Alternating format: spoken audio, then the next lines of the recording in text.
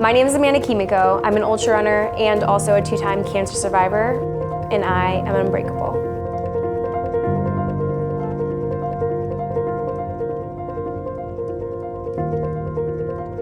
I personally need to care about health and wellness because as a cancer survivor and going through 16 months of chemo, I realized that as I get older that everything impacts my health. I think there is a weird stigma that women can't do hard things, and it's such a silly stigma because I think some of the most incredible women that I've seen in the sport have been like literally the most gritty, incredible women with incredible stories.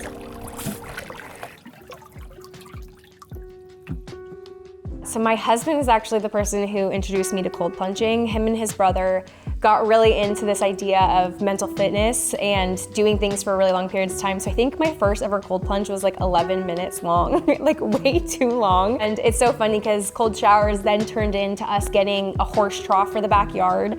And here in Utah, it would freeze over like good 6-7 inches. I would go out there with my ice axe, I would break it open and then sit in it. And then it progressed to us actually getting a plunge and realizing that, oh, it doesn't need to be 33 degrees, doesn't need to be super cold because just the plunge in general increases the quality of the plunge experience. Being super mindful about the things that I ingest, the things that I do on a daily basis, and how important those little daily things add up to be in the long run. And specifically as someone who's dealt with cancer, I've realized what it is like for my health to be completely taken away, and how important it is and how it really truly is your only resource that you can never really get back once it's lost. So for me, it's a huge focus on a daily basis is my health and wellness. A few of the most important things that cold plunging does for me is, for one, it helps with my mental health. I think for someone who definitely leans more on the anxious side, it allows me to kind of come to center and also helps with vagus nerve stimulation, which is great for mental health over long periods of time.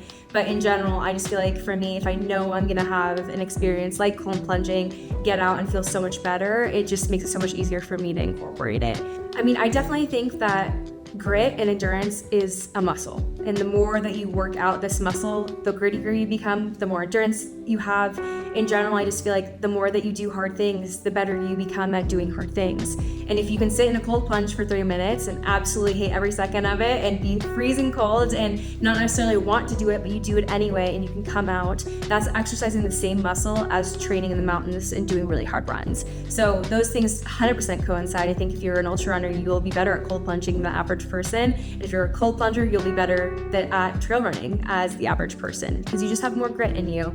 And I 100% think that 100 milers specifically, or anything over that distance, is like 90% mental, because running 100 miles is a crazy thing to do and not many people think that they can do it. But I think the people who are able to mentally overcome that are able to be really successful in the sport.